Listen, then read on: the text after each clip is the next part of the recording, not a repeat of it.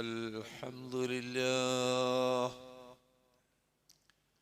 نحمده ونستعينه ونؤمن به ونتوكل عليه ونعوذ بالله من شرور أنفسنا ومن سيئات أعمالنا من يهده الله فلا مضل له ومن يضلل فلا هادي له أشهد أن لا إله إلا الله وأشهد أن محمدا عبده ورسوله أرسله بالهدى ودين الحق ليظهره على الدين كله ولو كره المشركون اللهم صل على محمد وعلى آل محمد كما صليت على إبراهيم وعلى آل إبراهيم وبارك على محمد وعلى آل محمد كما باركت على إبراهيم وعلى آل إبراهيم إنك حميد مجيد أما بعد فإن خير الكلام كلام الله وخير الهدي هدي محمد صلى الله عليه وسلم وشر الأمور محدثاتها وكل محدثة بدعة وكل بدعة ضلالة أيها الناس أوصيكم عباد الله وإياي بتقوى الله أعوذ بالله من الشيطان الرجيم إن أول بيت وضع للناس للذي ببكة مباركا وهدى للعالمين فيه آيات بينات مقام إبراهيم ومن دخله كان آمنا ولله على الناس حج البيت من استطاع إليه سبيلا ومن كفر فإن الله غني عن العالمين.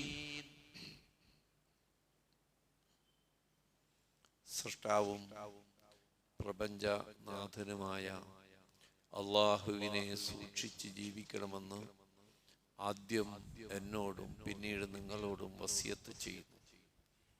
പരമകാരുണികനായ അള്ളാഹു നമ്മെ അനുഗ്രഹിക്കട്ടെ. മാരകമായ രോഗങ്ങളിൽ നിന്നും അപകടങ്ങളിൽ നിന്നും പ്രയാസങ്ങളിൽ നിന്നും റബ്ബ് നാം ഏവരെയും കാത്ത് രക്ഷിക്കുമാറാകട്ടെ.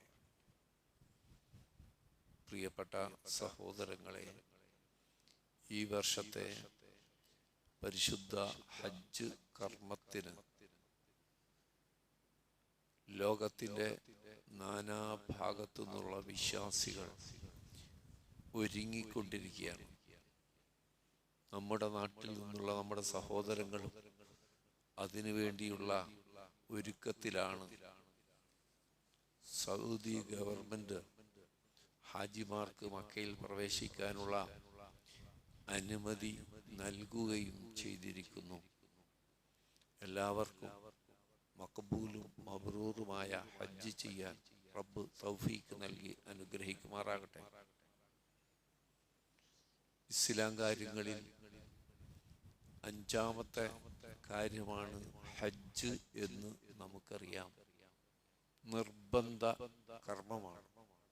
നിർബന്ധ കർമ്മം എന്ന് പറയുമ്പോൾ ഒരു മനുഷ്യന്റെ ഇസ്ലാം പൂർണ്ണമാകണമെങ്കിൽ ഹജ്ജ് അനിവാര്യമായും ചെയ്തിരിക്കണം, കഴിവുള്ളവനാണെങ്കിൽ. നമ്മുടെ ഒരു ചെറിയ കുട്ടി മദ്രസയിൽ നിന്ന് ആദ്യം പഠിക്കുന്ന ഇസ്ലാമിക പാഠം, ഇസ്ലാം കാര്യങ്ങൾ അഞ്ചാകുന്നു. 1, 2 ഷഹാദത്തി കലിമയുടെ അർത്ഥം മനസ്സിലാക്കി ഉള്ളിലുറപ്പിച്ച് നാവ് കൊണ്ട് വെളിവാക്കി പറയുക, 5 നേരത്തെ നമസ്കാരം, സക്കാത്ത് നൽകുക, റമദാൻ മാസത്തിലെ നോമ്പനുഷ്ഠിക്കുക, ഹജ്ജ് ചെയ്യുക. ഇങ്ങനെ ഒട്ടു മുഴുവൻ എന്ന് പറയാവുന്ന നമ്മുടെ ഉമ്മത്തിലെ ആളുകൾക്ക് ഇത് അറിയാം.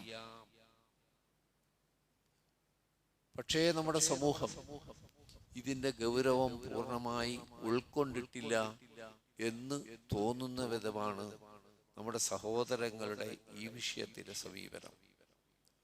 ഒരാൾ പരിപൂർണ മുസ്ലിമായി തീരണമെങ്കിൽ അവൻ 2 ഷഹാദത്തി കലിമ എറിഞ്ഞ് പ്രഖ്യാപിക്കുന്നത് പോലെ, 5 നേരത്തെ നമസ്കാരം നിർവഹിക്കുന്ന പോലെ, സക്കാത്ത് കൊടുക്കുന്നത് പോലെ, റമദാൻ മാസത്തിലെ നോമ്പനുഷ്ഠിക്കുന്ന പോലെ ഹജ്ജ് കർമ്മം നിർവഹിക്കൽ നിർബന്ധമാണ്.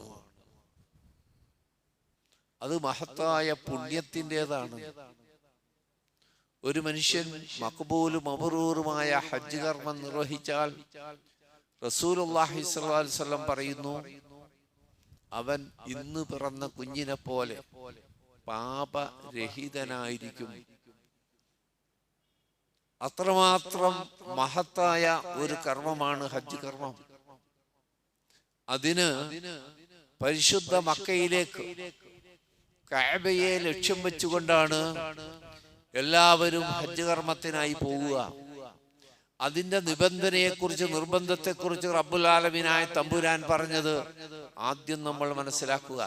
സൂറത്ത് ആൽ ഇംറാനിലെ 96-97 വചനങ്ങളിലൂടെ ഇന്ന അവ്വല ബൈത്തിൻ വുദിഅ ലിന്നാസ് ലല്ലദീ ബിബക്ക മുബാറകം വഹുദൻ ലിൽ ആലമീൻ.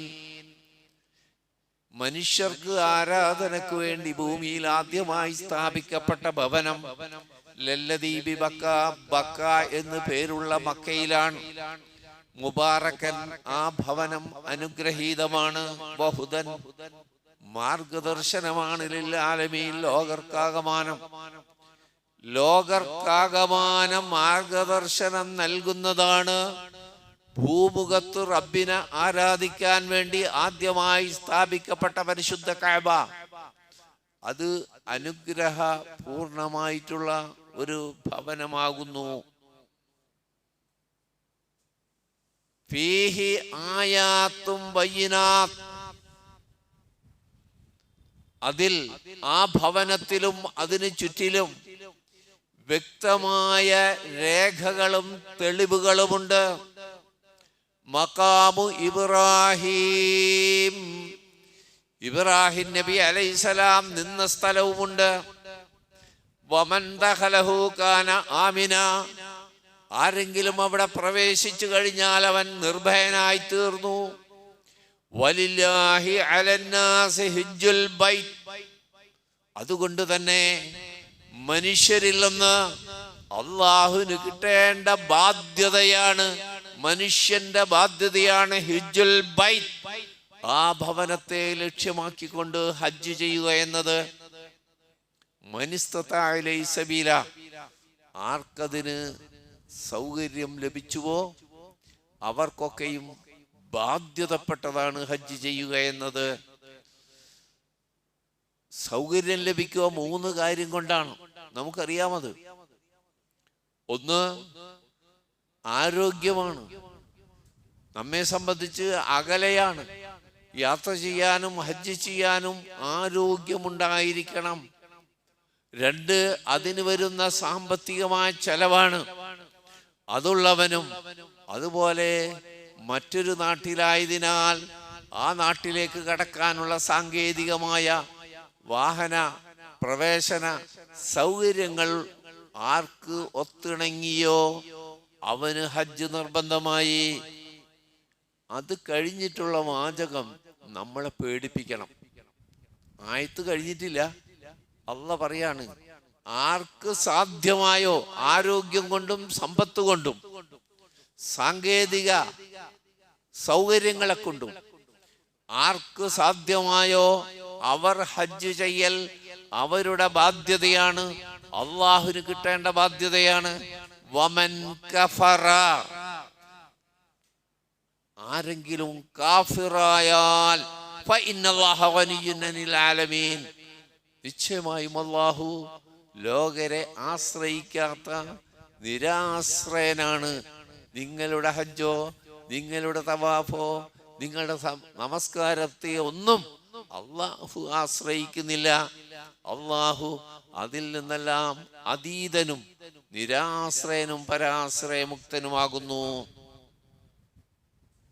ഇവിടെ പരിശുദ്ധ വചനം നേർക്ക് നേരെ പഠിപ്പിക്കുകയാണ്. കഴിവുണ്ടായിട്ടും സമ്പത്ത് ഉണ്ടായിട്ടും ആരോഗ്യമുണ്ടായിട്ടും പോകാനുള്ള സാങ്കേതിക സൗകര്യമുണ്ടായിട്ടും ആരെങ്കിലും ഹജ്ജ് ചെയ്യുന്നില്ലെങ്കിൽ അവൻ കാഫിറാകുന്നു. സംശയമില്ലട്ടാ, സംശയിക്കൊന്നും വേണ്ട നിങ്ങൾ. 5 നേരത്തെ നമസ്കാരം നിർവഹിക്കാത്തവൻ കാഫിറാകുന്ന പോലെ,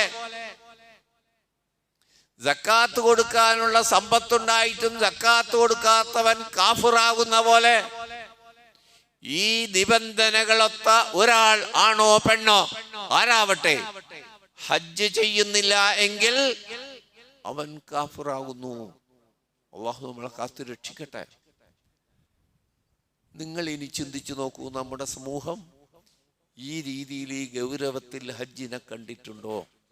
അതിന്റെ അനിവാര്യത ബോധ്യപ്പെട്ടിട്ടുണ്ടോ? പ്രിയപ്പെട്ടവരെ, അധിക കാരണം എന്തായിരിക്കും പറയുക? ഇത് ഹജ്ജിൽ മാത്രമൊന്നല്ല, ഇസ്ലാംകാര് ഒന്നില്ലേ, ഒന്ന് അവിടെ പഴച്ചു. ഒന്ന് കഴിഞ്ഞിട്ട് വേണ്ട 5-ലെത്താൻ. അഷ്ഹദു അല്ലാ ഇലാഹ ഇല്ലല്ലാഹ് വ അഷ്ഹദു അന്ന മുഹമ്മദൻ റസൂലുള്ളാഹ്. ഈ 2 സത്യവചനങ്ങൾക്ക് സാക്ഷ്യം വഹിക്കുക, ഹൃദയം കൊണ്ട് സാക്ഷ്യം വഹിക്കുക, നാവ് കൊണ്ട് വെളിവാക്കുക. അത് ബോധ്യമാകണം. ഞാൻ എന്താണ് പറഞ്ഞത്, ഏത് കാര്യത്തിനാണ് ഞാൻ സാക്ഷ്യം വഹിക്കുന്നത്, എൻ്റെ ജീവിതം മുഴുവൻ അതിന് സാക്ഷ്യം വഹിക്കുന്നുണ്ടോ എന്ന് ബോധ്യപ്പെട്ടുകൊണ്ട് സമൂഹത്തിന്റെ മുമ്പിൽ തുറന്ന് പ്രഖ്യാപിച്ചാലേ ഒരാൾ മുസ്ലിമാവൂ. അപ്പൊ നമ്മുടെ ഉമ്മത്തിൽ കുറെ ആൾക്കാരില്ല മുസ്ലിങ്ങൾ, ആണും പെണ്ണുമായിട്ട്. എന്തെന്നറിഞ്ഞത് അറിയാത്ത എത്ര മനുഷ്യര്, എന്താണ് ഈ ഷഹാദത്തെന്ന് തിരിച്ചറിയാത്ത എത്ര മനുഷ്യര്. ഹൃദയത്തിൽ ഉറപ്പിച്ചിട്ടേ, ബോധ്യം വന്നു ഉറപ്പിച്ചിട്ട് നാവ് കൊണ്ട് വെളിവാക്കാതാണ്. അതെല്ലാ മദ്രസയിലും അങ്ങനെ തന്നെ പഠിപ്പിക്കുന്നത്, കക്ഷി വ്യത്യാസമില്ലാതെ എല്ലാ മദ്രസയിലും അങ്ങനെ പഠിപ്പിക്കുന്നത്. 2ാം ക്ലാസ്സിലെ 1ാമത്തെ പാഠം. ഇതെങ്ങാനും ബോധ്യപ്പെട്ടിരുന്നെങ്കിൽ പ്രിയപ്പെട്ടവരെ, ശിർക്ക് ചെയ്യുവോ ആളുകൾ? ജാറത്തിലേക്ക് പോകുമോ? ബദരീങ്ങളെ വിളിക്കുമോ? ശേഖമാരെ വിളിക്കുമോ? അവൻ എന്താ സാക്ഷ്യം വഹിച്ചതെന്ന് അറിഞ്ഞില്ല എന്നർത്ഥം. വഅശ്ഹദു അന്ന മുഹമ്മദ് റസൂലുള്ളാഹ് എന്നറിഞ്ഞ് പ്രഖ്യാപിച്ചവൻ ബിദ്അത്ത് ചെയ്യുമോ? സഹോദരങ്ങളെ, റസൂലുള്ളാഹ് പഠിപ്പിക്കാത്ത കാര്യങ്ങളെ മതാനുഷ്ഠാനമായി കൊണ്ടു നടക്കുമോ? ഞാൻ എന്താ പറഞ്ഞതെന്ന് അവൻ അറിഞ്ഞിട്ടില്ല. അപ്പൊ അവിടെ പഴച്ചു. അതുകൊണ്ട് അവൻ നമസ്കാരത്തിൽ, നിർബന്ധ നിസ്കാരമില്ലാത്ത എത്ര നമ്മുടെ സമുദായത്തിൽ ആളുകൾ ആണും പെണ്ണുമായി ഇങ്ങനെ നടക്കുന്നു. സക്കാത്ത് കൊടുക്കാത്തവരത്ര, നോമ്പനുഷ്ഠിക്കാത്തവരത്ര, അക്കൂട്ടത്തിൽ ഹജ്ജും. പക്ഷേ ദീനീ നിഷ്ഠയുള്ള മതബോധമുള്ള ആളുകൾ പോലും ഹജ്ജ് ചെയ്യാത്ത അനേകം സഹോദരങ്ങൾ ആണും പെണ്ണുമായി നമ്മുടെ സമൂഹത്തിലുണ്ട്. അവരെ കണ്ടാൽ മതമുള്ള ആളാണ്, ദീനുള്ള ആളാണ്, നിസ്കരിക്കുന്ന ആളാണ്, നോമ്പ് പിടിക്കുന്ന ആളാണ്. കാരണം അന്വേഷിക്കൂ നിങ്ങൾ, കാരണം അന്വേഷിക്കൂ. എന്തുകൊണ്ട് ഹജ്ജിന് പോയില്ല എന്ന് ചോദിച്ചാൽ അധിക പേർക്കുമുള്ള മറുപടി അതിനുള്ള പണമായിട്ടില്ല എന്നതായിരിക്കാം. അതിൽ അങ്ങനെ പറയുന്നവരിൽ നമ്മളുമുണ്ട്, നമ്മൾ സംസാരിക്കുന്ന സഹോദരങ്ങളുമുണ്ട്. ആരോഗ്യത്തിന്റെ പേര് പറയാൻ കാരണം വയസ്സാവുമ്പോഴല്ലല്ലോ ഹജ്ജ് ചെയ്യേണ്ടത്, ആരോഗ്യം നശിക്കുന്ന സമയത്തല്ലല്ലോ, നല്ല ആരോഗ്യത്തിലല്ലേ ഹജ്ജ് ചെയ്യേണ്ടത്. സാങ്കേതിക തടസ്സങ്ങളില്ല, എന്നിട്ടും പോവും. അടുത്ത കൊല്ലം, പിന്നത്തെ കൊല്ലം. നമുക്കറിയാം, അങ്ങനെ നീട്ടിവെക്കുമ്പോൾ നമ്മളറിയാത്ത രീതിയിൽ തടസ്സങ്ങൾ വരുന്നു. പ്രിയപ്പെട്ടവരെ, എത്രയും വേഗം ചെയ്തു തീർക്കുക എന്നല്ലാതെ അടുത്ത കൊല്ലം, പിന്നത്തെ കൊല്ലം, ഇളയ മകളുടെ കല്യാണം കൂടി കഴിഞ്ഞിട്ട്, അല്ല മകന്റെ കല്യാണം കഴിഞ്ഞിട്ട്, ആലോചിച്ച് നോക്കിയ നിങ്ങൾ, 2 കൊല്ലം നമ്മൾ അനുഭവിച്ചില്ലേ? കോവിഡിന്റെ പേരിൽ മുടങ്ങിയില്ലേ? പൈസ ഒക്കെ ഉണ്ടായിരുന്ന ആൾക്കാരൊക്കെ പൈസ അടച്ചവരും തിരിച്ചു വാങ്ങിയില്ലേ? തിരിച്ചു കൊടുത്തില്ലേ? നമ്മൾ വിചാരിക്കാണ്ട് കാര്യങ്ങൾ വരിക പ്രിയപ്പെട്ടവരെ. നമ്മൾ വിചാരിക്കാണ്ടാണ് തടസ്സങ്ങൾ വരിക. ഈ കഴിഞ്ഞ ആഴ്ചയല്ലേ പ്രിയപ്പെട്ടവരെ പലരും നാട്ടിൽ വന്ന് വിദേശത്തു നിന്ന് നാട്ടിൽ നിന്ന് വന്ന് തിരിച്ചു പോകുന്നത് വിസ അവസാനിക്കുന്നതിന് തൊട്ടു മുമ്പോ ലീവ് അവസാനിക്കുന്നതിന്റെ തൊട്ടു മുമ്പോ ആയിരിക്കാം. ദുബായിൽ പ്രളയം കാരണമായി വിമാനം മുടങ്ങുമെന്ന് നമ്മുടെ മനസ്സിലുണ്ടായിരുന്നു. ഗൾഫ് രാജ്യങ്ങളിൽ മഴ പെയ്ത് പ്രളയം വന്ന വിമാന സർവീസുകൾ മുടങ്ങുമെന്ന് നമ്മുടെ സങ്കല്പത്തിലുള്ള കാര്യമല്ല. നെടുമ്പാശ്ശേരിയിൽ ഉണ്ടായേക്കാം, പക്ഷെ അവിടെ ഉണ്ടാവും എന്ന് നമ്മൾ വിചാരിച്ചിട്ടില്ല. പറഞ്ഞു വന്നത് തടസ്സങ്ങൾ നമ്മൾ വിചാരിക്കാത്ത രീതിയിൽ. സമ്പത്തില്ല എന്ന് പറഞ്ഞ സഹോദരനോട് പ്രിയപ്പെട്ടവരെ 40 വയസ്സിൻ്റെയും 60 വയസ്സിൻ്റെയും ഇടയിൽ എത്ര ലക്ഷം രൂപ കൊണ്ട് അമ്മാനമാടിയ കളിയാടിയ ക്രയവിക്രയം നടത്തിയ മനുഷ്യരാ. ഹജ്ജിന് പോകാൻ കാശായിട്ടില്ല. എത്ര ലക്ഷം രൂപ 40 വയസ്സിൻ്റെയും 60 വയസ്സിൻ്റെയും ഇടയിൽ കൈകാര്യം ചെയ്തിട്ടുണ്ട് എന്ന് ഓരോരുത്തർ ആലോചിച്ച് നോക്കട്ടെ. പെൺമക്കളെ കെട്ടിക്കാൻ എത്ര ലക്ഷങ്ങൾ ചെലവാക്കി, അയാൾക്ക് ഹജ്ജിന് പോകാൻ പണമായിട്ടില്ല.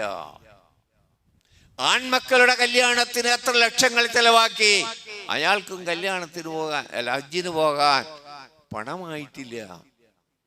താമസിക്കുന്ന വീടും പറമ്പിനും പുറമെ പറമ്പുകൾ എടുത്തിട്ടവരില്ലേ, കെട്ടിടങ്ങൾ വാങ്ങിയവരില്ലേ, അവരും ഹജ്ജിന് പോകാൻ പണമായിട്ടില്ല. വിഷയം ഗൗരവമുള്ളതാണ്. അള്ളാഹ് പറഞ്ഞത് വമൻ കഫറ, ആരെങ്കിലും കാഫിറായാൽ എന്നാണ്. ഹജ്ജിന് കഴിവുണ്ടായിട്ടും ഹജ്ജ് ചെയ്യാത്തവരെ പറ്റി അള്ളാഹ് ഉപയോഗിച്ചത് വമൻ കഫറ ഫഇന്നല്ലാഹു ഗനിയ്യുൻ അനിൽ ആലമീൻ. അതുകൊണ്ട് നമ്മുടെ സഹോദരങ്ങൾ ഇസ്ലാം കാര്യത്തിലെ 5 കാര്യങ്ങളിലും കൃത്യമായ ബോധം നമുക്കുണ്ടാവണം. ഈ ഒന്നാമത്തതും രണ്ടാമത്തതും ഒക്കെ തികഞ്ഞ ആളെ ഹജ്ജിന് പോകേണ്ടതുമുള്ളൂ. നമുക്കറിയാം ഇസ്ലാമിലെ ഒരു ആരാധനയും ശിർക്കിനോടൊപ്പം അല്ലാഹു സ്വീകരിക്കുകയില്ല എന്ന് നമുക്കറിയുകയും ചെയ്യാം. അപ്പൊ ശിർക്കിൽ നിന്ന്, കുഫറിൽ നിന്ന്, നിഫാഖിൽ നിന്ന്, കിബിറിൽ നിന്ന് രക്ഷപ്പെട്ട ആളുകൾ, അതിനുള്ള സംവിധാനം അവിടെ. അപ്പൊ ഹജ്ജിന് ആളുകൾ വന്നു തുടങ്ങുമ്പോൾ നമുക്ക് കാണാമല്ലോ, മനുഷ്യവാസമുള്ള നാട്ടിൽ നിന്നെല്ലാം, അത് ഭൂമിയുടെ മധ്യഭാഗമാണ്. മക്ക എന്നത് ഭൂമിയുടെ മധ്യഭാഗമാണ്. രണ്ടർത്ഥത്തിലും. രണ്ടർത്ഥം എന്ന് പറഞ്ഞാൽ ജനപദങ്ങളെ പരിഗണിച്ചാലും ഭൂമിയുടെ വീതി നീള ശാസ്ത്രമനുസരിച്ചും മധ്യഭാഗത്താണ്, ശാസ്ത്രീയമായി തെളിഞ്ഞതാണ്. ഉമ്മുൽ ഖുറ എന്ന് അല്ലാഹ് വിശേഷിപ്പിച്ച മക്ക, നാടുകളുടെ രാജ്യങ്ങളുടെ ഉമ്മ, ആ മാതാവാണ്. അതിന്റെ നടുവിലാണ് പരിശുദ്ധ കഅബ. അപ്പൊ ലോകം അവിടേക്ക് ഇങ്ങനെ തിരിയാണ്. ലോകം അങ്ങോട്ട് തിരിയുകയാണ്.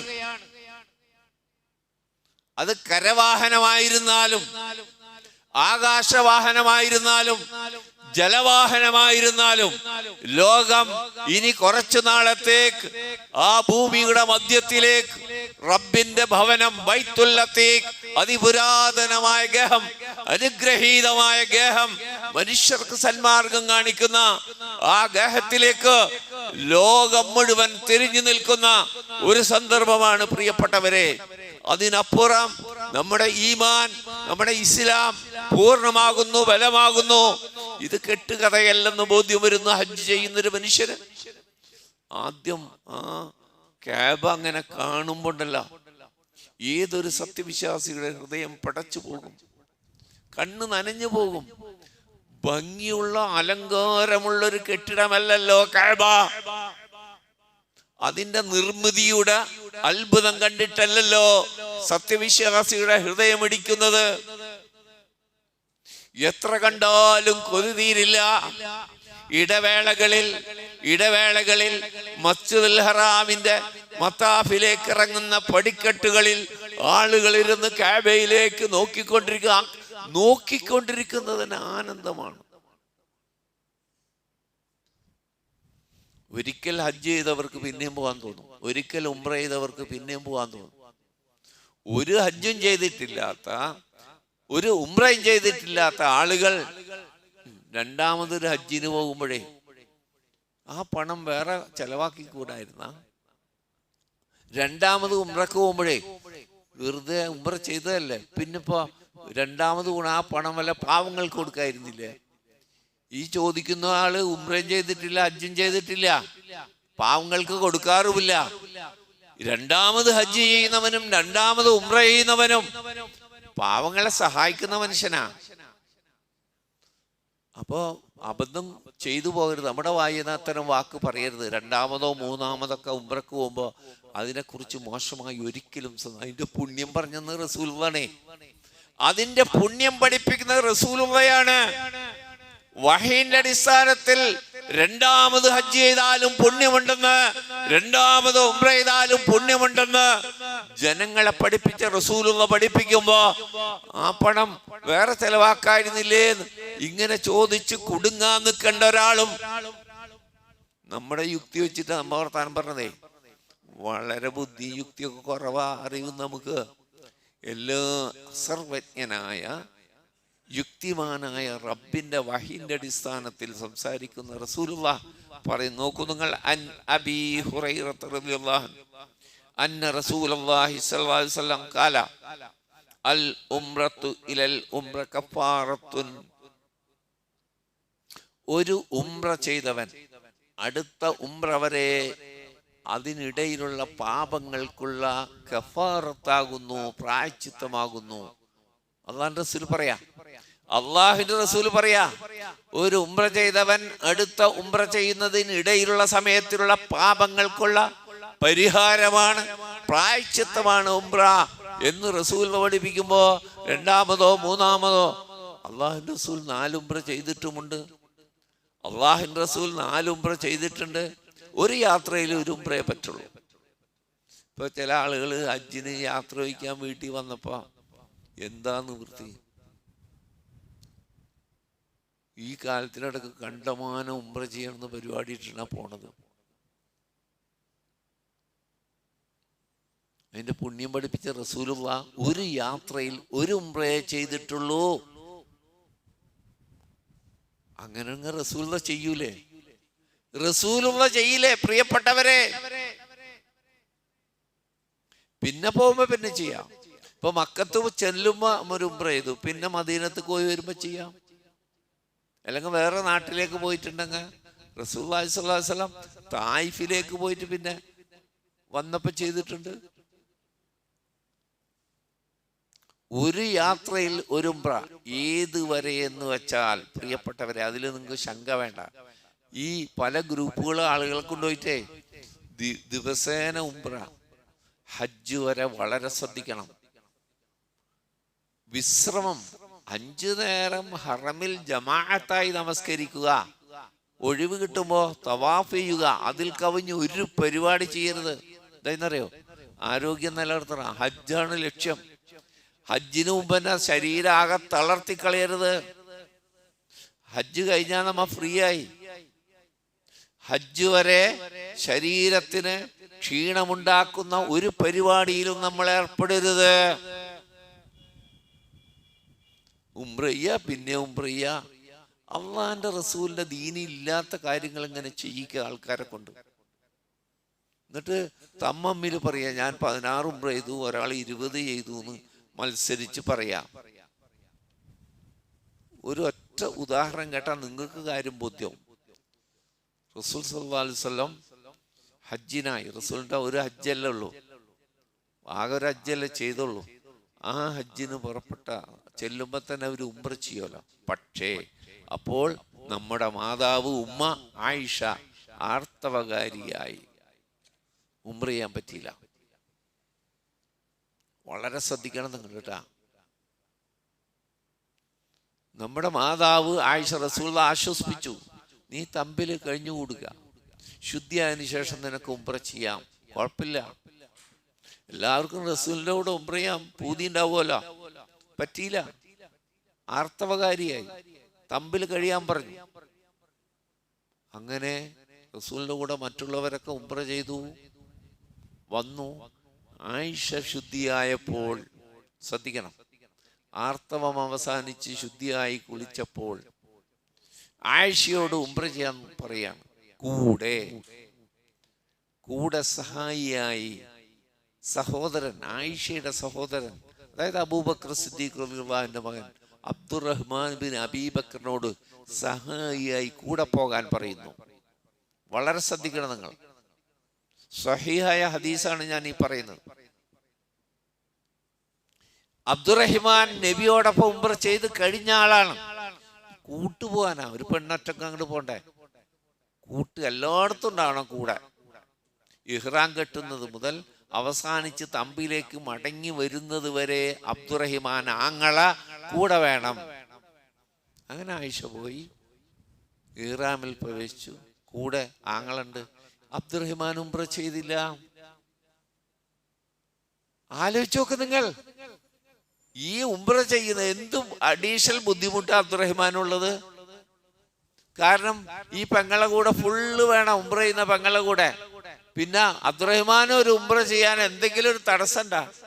ഒരു തടസ്സമില്ല. പക്ഷെ റസൂലിനെ പഠിപ്പിച്ചില്ല, ഒരു യാത്രയിൽ ഒരു ഉംറയെ ചെയ്തിട്ടുള്ളൂ. അതുകൊണ്ട് ഹജ്ജാണ് നമ്മുടെ ലക്ഷ്യമെന്ന മനസ്സോടുകൂടി. അപ്പോ റസൂലിനെ പറയാണ്, അൽ ഉംറത്തു ഇലൽ ഉംറത്തി കഫാറത്തുൻ ലിമാ ബൈനഹുമാ, അവക്കിടയിലുള്ള കാലഘട്ടത്തിലെ പാപങ്ങൾക്കുള്ള പരിഹാരമാണ്. വൽ ഹജ്ജുൽ മബ്റൂർ, പുണ്യകരമായ സ്വീകാര്യമായ ഹജ്ജ്, ലൈസ ലഹു ജസാൻ ഇല്ലൽ ജന്ന, സ്വർഗമല്ലാതെ അതിന് പ്രതിഫലം, സ്വർഗം മാത്രമാണ് അതിന്റെ പ്രതിഫലം. അല്ലാഹു നമ്മുടെ നാട്ടിൽ നിന്നൊക്കെ പോകുന്ന മറ്റുള്ളവർക്കുമൊക്കെ സ്വർഗം ലഭിക്കുന്ന വിധം ഹജ്ജ് പൂർത്തിയാക്കാൻ തൗഫീക്ക് നൽകി അനുഗ്രഹിക്കുമാറാകട്ടെ. ഇമാം ബുഖാരിയും മുസ്ലിം ഉദ്ധരിച്ച ഹദീസാണ് നിങ്ങൾ കേട്ടത്. അപ്പോൾ നല്ല കാലാവസ്ഥയിൽ, സമാധാനമുള്ള അന്തരീക്ഷത്തിൽ, ആരോഗ്യത്തോടെ, മനസ്സംതൃപ്തിയോടെ ഹജ്ജ് ചെയ്യാൻ അവർക്ക് അല്ലാഹു തൗഫീക്ക് നൽകി അനുഗ്രഹിക്കുമാറാകട്ടെ.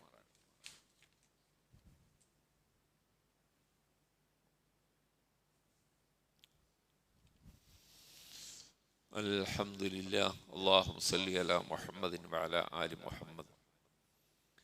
അയ്യുഹന്നാസ് ഊസീകും ഇബാദല്ലാഹി വഇയ്യായ ബിത്തഖ്വല്ലാഹ്. അല്ലാഹുവിനെ സൂക്ഷിക്കണമെന്ന് ഒരിക്കൽ കൂടി എന്നെയും നിങ്ങളെയും ഓർമ്മപ്പെടുത്തുന്നു. പ്രിയപ്പെട്ടവരെ, സത്യവിശ്വാസിയുടെ നമ്മൾ ഈമാനല്ലേ, കണ്ടിട്ടില്ല കേട്ടിട്ടില്ല, എന്നിട്ടും ഈമാൻ കൊണ്ടിരിക്കുകയല്ലേ. അള്ളാഹുവിൽ, അള്ളാഹുവിൻ്റെ റസൂലിൽ ഈ ഹജ്ജ് കർമ്മം നിർവഹിക്കുമ്പോൾ, പരിശുദ്ധ ഭവനം കാണുമ്പോൾ, അതിൻ്റെ സമീപത്തുള്ള കാര്യങ്ങൾ കാണുമ്പോൾ ഞാൻ ഊഹങ്ങളിലല്ല, കെട്ടുകഥകളല്ല, സത്യമായ യാഥാർത്ഥ്യത്തിലാണ് വിശ്വസിച്ചെന്ന സമാധാനം ഒരു വിശ്വാസിക്കുണ്ടാവും. അല്ലാഹു തന്നെ പറഞ്ഞില്ലേ, വഇദ് ജഅൽനൽ ബൈത മസാബത്തൻ ലിന്നാസി വഅംന വത്തഖിദൂ മിൻ മഖാമി ഇബ്രാഹീമ മുസല്ലാ. പരിശുദ്ധ ഭവനത്തെ ലോകർക്ക്, മനുഷ്യർക്ക് സമ്മേളിക്കാനുള്ള സന്ദർഭമാക്കി അല്ലാഹു, നിർഭയമായ സ്ഥാനമാക്കി. വത്തഖിദൂ മിൻ മഖാമി ഇബ്രാഹീമ മുസല്ലാ, ഇബ്രാഹിം നബി അലൈഹിസ്സലാം നിന്ന് നമസ്കരിച്ച സ്ഥലത്ത് നിങ്ങളും നമസ്കാര സ്ഥലമായി സ്വീകരിക്കുക. അപ്പൊ നമുക്കറിയാം, അത് കഅബയുടെ കുറച്ചങ്ങ് നീങ്ങി ഇപ്പോൾ വളരെ സുരക്ഷിതമായി കാണാവുന്ന ചില്ലുപേടകത്തിൻ്റെ ഉള്ളിൽ, അഴികൾക്കുള്ളിലാക്കി ആ മഖാം ഇബ്രാഹിം സംരക്ഷിക്കപ്പെട്ടിട്ടുണ്ട്. തവാഫ് കഴിഞ്ഞവർ അതിൻ്റെ പിറകിലാണ് 2 റക്അത്ത് നമസ്കരിക്കേണ്ടത് എന്നും നമുക്കറിയാം. മുഹമ്മദ് നബി വരെയല്ല, 4000 സംവത്സരങ്ങൾക്ക് മുമ്പ് ചരിത്രം രേഖപ്പെടുത്താത്ത കാലത്തെ സംഭവം. ആ ഇബ്രാഹിം നബിയുടെ ചരിത്രം നമ്മൾ പഠിച്ചിട്ടുണ്ട്. ഇൻഷാ അല്ലാഹ് ബലിപെരുന്നാളോടുകൂടി ഇതിൻ്റെ തുടർച്ചയായി നമ്മൾ പഠിക്കാൻ പോകുന്നതും ഇബ്രാഹിം നബി അലൈഹി സ്വലാമയുടെ ചരിത്രമാണ്. ആ ചരിത്രം സത്യമാണ്, യാഥാർത്ഥ്യമാണ് എന്ന് ബോധ്യം വരാ. ഇതിഹാസങ്ങളുണ്ടല്ല, പുരാണങ്ങൾ, അതിലെ കഥകളല്ല ഇത്. സത്യം, യാഥാർത്ഥ്യം, മക്കയുടെ മണ്ണ്, റസൂലുള്ള ഓടി നടന്ന സ്ഥലങ്ങൾ എല്ലാം ഇത് സത്യമാണ്, യാഥാർത്ഥ്യമാണ് എന്ന് ബോധ്യം വരും. വഅഹദിനാ ഇലാ ഇബ്രാഹിമ വഇസ്മാഈല അൻ തഹിറ ബൈതി ലിത്തായിഫീന വൽ ആകിഫീന വറുക്കഇസ് സുജൂദ്. ഇബ്രാഹിം നബിക്കും മകൻ ഇസ്മായിലും നാം കൽപ്പന നൽകി. അല്ലാഹു പറയാം, അൻ തഹിറ, നിങ്ങൾ രണ്ടുപേരും ശുദ്ധീകരിക്കണം, വൃത്തിയാക്കണം, ബൈത്തി, എൻ്റെ ഭവനത്തെ, ലിത്തായിഫീൻ, തവാഫ് ചെയ്യുന്നവർക്കും, വൽ ആകിഫീൻ, ഇത്തികാഫിരിക്കുന്നവർക്കും, വറുക്കഇസ് സുജൂദ്, റുകൂഉം സുജൂദും ചെയ്തുകൊണ്ട് നമസ്കരിക്കുന്നവർക്കും വേണ്ടി എൻ്റെ ഭവനത്തെ നിങ്ങൾ ശുദ്ധീകരിക്കണം. അപ്പൊ നമുക്ക് മനസ്സിലായി, കഅബ അതിനും മുമ്പുണ്ട്, ഇബ്രാഹിം നബി ഉണ്ടാക്കിയതല്ല. ഇന്ന അവ്വല ബൈത്ത് എന്ന് പറയില്ല, ആദ്യത്തെ ഭവനം. മുഫസ്സിറുകളൊക്കെ വ്യത്യസ്ത അഭിപ്രായങ്ങൾ പറഞ്ഞിട്ടുണ്ട്. ആദം നബിയുടെ കാലത്താണ്, ജിബ്രീൽ പണിതതാണ്, അങ്ങനെ പല. അതൊന്നും ഒരു വിഷയമല്ല. നമുക്ക് പഠിപ്പിച്ചു തരാത്തതിനെ പറ്റി നമ്മ അറിയാത്തതിൻ്റെ പേരിൽ ആശങ്കപ്പെടേണ്ടതില്ല. എന്തായാലും ഖുർആന്റെ പ്രയോഗത്തിൽ നിന്ന് ഇബ്രാഹിം നബിയോട് ഇസ്മായിൽ നബിയോട് പറയുന്നത്, എൻ്റെ ഭവനം അവിടെ ഉണ്ടായിരുന്നു, അതിപ്പോൾ ഇങ്ങനെ നാശമടഞ്ഞ് കിടക്കുകയാണ്, അത് വെടുപ്പാക്കി വൃത്തിയാക്കി പുനർനിർമ്മിച്ച് ഹജ്ജിന് വരുന്നവർക്ക് വേണ്ടി ഒരുക്കുക എന്ന് ഇബ്രാഹിം നബിയോട് കൽപ്പിച്ചു എന്നതാണ്. റസൂലുള്ള ഈ വിഷയത്തിൽ ഒരു കാര്യം പറഞ്ഞു. ഈ ഹജ്ജ് നിർബന്ധമാണെന്ന് റസൂലുള്ള പഠിപ്പിച്ച ഹദീസ് ശ്രദ്ധിച്ചാൽ നമുക്ക് മനസ്സിലാവും. എന്താ സംഭവം? അൻ അബീ ഹുറൈറത്ത് റളിയല്ലാഹു അൻഹു ഖത്തബനാ റസൂലുള്ളാഹി സ്വല്ലല്ലാഹു അലൈഹി വസല്ലം, ഒരു ദിനം അല്ലാഹുവിൻ്റെ റസൂൽ ഞങ്ങളോട് പ്രസംഗിച്ചു. ഫഖാല, ആ പ്രസംഗത്തിൽ റസൂൽ പറഞ്ഞു, യാ അയ്യുഹന്നാസ്, അല്ലയോ ജനങ്ങളെ, ഖദ് ഫറദല്ലാഹു അലൈക്കുമുൽ ഹജ്ജ ഫഹുജ്ജു, ഹജ്ജ് അല്ലാഹു നിങ്ങൾക്ക് നിർബന്ധമാക്കിയിരിക്കുന്നു, അതിനാൽ നിങ്ങൾ ഹജ്ജ് ചെയ്യണം. ഫഖാല റജുലുൻ, അത് കേട്ട സദസ്സിൽ നിന്ന് ഒരു മനുഷ്യൻ ചോദിച്ചു, അകുല്ലി ആമിൻ യാ റസൂലല്ലാഹ്, അല്ലാഹുവിൻ്റെ റസൂലേ, എല്ലാ കൊല്ലവും നിർബന്ധമുണ്ടോ? ഫസക്കത്ത ഹത്താ ഖാലഹ സലാസൻ, റസൂൽ മൗനം പാലിച്ചു, ഒരു ഉത്തരവും പറഞ്ഞില്ല. ഏതുവരെ? രണ്ടാമത് ചോദിച്ചു, മൗനം പാലിച്ചു. മൂന്നാമത് ചോദിച്ചു, ഫഖാല റസൂലുള്ളാഹ്, 3 തവണ ചോദ്യം ആവർത്തിച്ചപ്പോൾ റസൂൽ പറഞ്ഞു, ലൗ ഖുൽതു നഅം വജബത്ത്, ഞാനെങ്ങാനും ആ ചോദ്യത്തിന് നഅം, അതെ എന്ന് ഉത്തരം പറഞ്ഞെങ്കിൽ എല്ലാ കൊല്ലവും ഹജ്ജ് ചെയ്യൽ നിങ്ങൾക്ക് നിർബന്ധമാകുമായിരുന്നു. വലമ്മസ്തതഅതും, നിങ്ങൾക്കൊട്ടത് സാധിക്കുകയും ഇല്ല.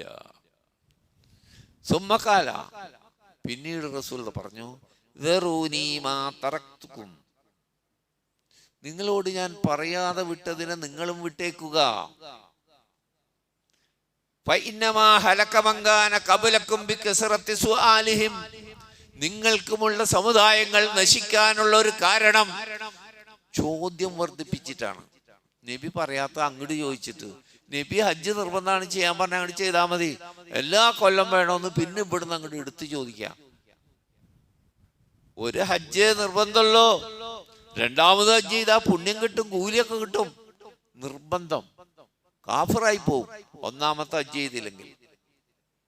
അങ്ങനെ നിർബന്ധമാക്കപ്പെട്ട ഹജ്ജ് ഒന്നാണ്. നിങ്ങൾ എന്നെ വിടൂ, വെറുതെ വിടൂ, വെറുതെ ചോദിച്ചു വിഷമിക്കേണ്ട. നിങ്ങളുടെ മുൻഗാമികൾ നശിക്കാനുള്ള കാരണം അവരുടെ അമ്പിയാക്കൾക്ക് വിരുദ്ധമായി പ്രവർത്തിച്ചത് കൊണ്ടാണ് നിങ്ങൾക്ക് മുമ്പുള്ള സമുദായം നശിച്ചത്. ഞാൻ എന്തെങ്കിലും ഇങ്ങോട്ട് ചെയ്യാൻ പറഞ്ഞാൽ അത് ചെയ്താൽ മതി.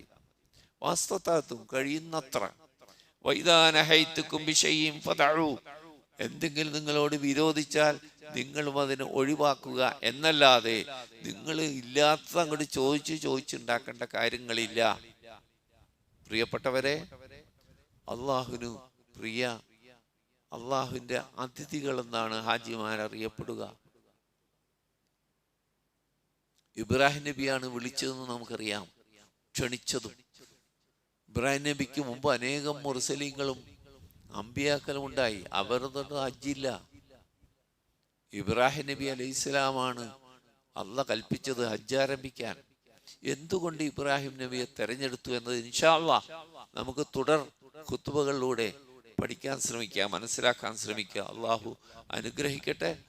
നമ്മുടെ നാട്ടിൽ നിന്നും നമ്മുടെ വലയങ്ങളിൽ നിന്നൊക്കെ പോകുന്നവർക്ക് സമാധാനത്തോടെ മഖ്ബൂലും മബ്റൂറുമായ ഹജ്ജ് ചെയ്യാൻ അള്ളാഹു തൗഫീക്ക് നൽകി അനുഗ്രഹിക്കുമാറാകട്ടെ. റബ്ബിന്റെ അനുഗ്രഹം നമുക്ക് ബോധ്യമായില്ലേ? ഇന്ന് സുബൈക്ക് ബോധ്യമായില്ലേ? ഇന്ന് സുബൈക്ക് നമുക്ക് ബോധ്യമായില്ലേ? മുമ്പ് ബോധ്യമായിട്ടുള്ളതാണ്. കൊടുംചൂട്, ഒരു മഴ കിട്ടിയെങ്കിൽ മഴയ്ക്ക് വേണ്ടി പല നാടുകളിലും മഴയ്ക്ക് വേണ്ടിയുള്ള നമസ്കാരങ്ങൾ, പ്രാർത്ഥനകൾ, എല്ലാ നമസ്കാര ശേഷമുള്ള ഖുത്ബയ്ക്ക് ശേഷമുള്ള പ്രാർത്ഥനകൾ. ഇന്ന് സുബഹി സമയത്ത് അവിടുത്തെ അനുഭവം വെച്ച് ഞാൻ പറഞ്ഞു, ഇവിടെയും പെയ്തിട്ടുണ്ടാവും എന്ന് വിചാരിക്കുന്നു. നല്ല മഴ, വെറും മഴയല്ല. ഞാൻ പള്ളിയിലേക്ക് ഉണങ്ങിയ വഴിയിലൂടെ സുബൈക്ക് പോയെങ്കിൽ തിരിച്ചു വരുമ്പോ വീട് വരെ വെള്ളത്തിലൂടെ നടന്നാണ് വീട്ടിലേക്ക് വന്നത്. റബ്ബിന് കഴിയും എന്ന് പറയാനാ. ഒരു നിമിഷം മതി ചൂടിനെ കുളിരാക്കാൻ, ചൂടിനെ കുളിരാക്കി മാറ്റാൻ അല്ലാഹുവിന് ഒരു നിമിഷം മതി. ആ റബ്ബിലേക്ക് നമ്മൾ അർപ്പിക്കൂ, ആ റബ്ബിനോട് പ്രാർത്ഥിക്കൂ, ആ റബ്ബിനോട് പാപമോചനം തേടൂ. ഹജ്ജിന് പോകാനുള്ള തൗഫീക്കും ആ റബ്ബിനോട് തേടൂ. നമ്മൾ കുറ്റകൃത്യങ്ങളിൽ നിന്ന് വിട്ടുനിൽക്കുക. ഹജ്ജിന് ഈ നമ്മുടെ ജുമയ്ക്ക് വരുന്നതിലും ഹജ്ജിന് പോകുന്നവരുണ്ട്. ഇനിയുള്ള ദിവസങ്ങൾ വളരെ ശ്രദ്ധിക്കണം. അവിടെ പോയി ഇവിടെ പോയി ഒന്നും ക്ഷീണിക്കാൻ പാടില്ല. എന്തെങ്കിലും ചില്ലറ അസുഖങ്ങളൊന്നും വരുത്തി വെക്കരുത്. പരിപൂർണ വിശ്രമം, അതിനുള്ള ഒരുക്കണത്. ആ വിശ്രമം ആ പോകാനുള്ള ഒരുക്കമാണ്. പലരും വിളിക്കും, വിരുന്ന് വിളിക്കും, അല്ലെങ്കിൽ നമ്മ വിളിക്കും. അങ്ങനെ ഹജ്ജന്നെ ഇപ്പോൾ ഒരു പെരുന്നാൾ പോലെ വിരുന്ന്. പോണങ്ങളെ കുറേ ബന്ധുക്കൾ വിളിക്കും, നമ്മൾ വിളിക്കണ്ടേ. അപ്പൊ ബന്ധുക്കളെ മുഴുവൻ അങ്ങനൊന്നും ഇല്ലട്ടാ. ഫോൺ ചെയ്തൊക്കെ സമ്മതം ചോദിച്ചാലും മതി. അകലങ്ങളിലേക്ക് ഒക്കെ പോയിട്ട് ശരീരത്തിന് ക്ഷീണം വരുത്തുന്ന, അസുഖം വരുത്തുന്ന ഒരു പരിപാടിയിലും ഇടാൻ പാടില്ല എന്ന് പ്രത്യേകം ഓർമ്മിപ്പിക്കുകയാണ്. അള്ളാഹു നമ്മുടെ പാപങ്ങൾ പുറത്ത് മാപ്പാക്കി തരുമാറാകട്ടെ. ഇനിയും മനുഷ്യനും കന്നുകാലികൾക്കും സസ്യജാലങ്ങൾക്കും ഗുണകരമാവുന്ന വിധം അള്ളാഹു മഴ വർഷിപ്പിക്കുമാറാകട്ടെ. അല്ലാഹുമ്മ ഗ്ഫിർ ലിൽ മുഅ്മിനീന വൽ മുഅ്മിനാത്ത് വൽ മുസ്ലിമീന വൽ മുസ്ലിമാത്ത് അൽഅഹ്യാഇ മിന്നാ വൽ അംവാത്ത് ഇന്നക മുജീബുദ് ദഅവാത് യാ ഖാദിയൽ ഹാജാത്ത്. അല്ലാഹുമ്മ റബ്ബനാ ആതിനാ ഫിദ് ദുനിയ ഹസന വഫിൽ ആഖിറതി ഹസനതൻ വഖിനാ അദാബന്നാർ. ആമീൻ.